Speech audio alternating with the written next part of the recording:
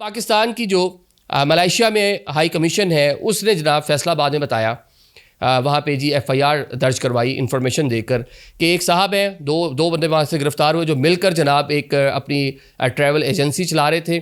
एक एजेंट के तौर पे काम कर रहे थे, लोगों से पैसे शैसे लेकर उनको बाहर मलेशिया वगैरह भेजते थे। और एक इनका जो केस पकड़ा गया, जैसे पूरा मामला इनिशिएट होता है क्या है कि इन्होंने चंद माह पहले एक बंदे को पाकिस्तान से भेजा मलेशिया के लिए। जब वो मलेशिया गया तो उसका वहाँ से कुछ टिकट्स वगैरह, पासपोर्ट वगैरह, सारी की सारी चीज़ें उन्होंने ले ली, डॉक्यूमेंट्स वगैरह ले लिए। उसको कहा कि अभी आप बैगिंग करेंगे, बकारी बनेंगे। उस बंदे ने रेजिस्ट किया, जो भी करना था, इनके चुंगल से भागा, कहीं जाके शेल्टर में कहीं छुप गया, होटल शोटल में। तो चंद दिन बाद उस बंदे की डेड बॉडी मिलती है और डेड बॉडी पाकिस्तान भेजी जा रही है।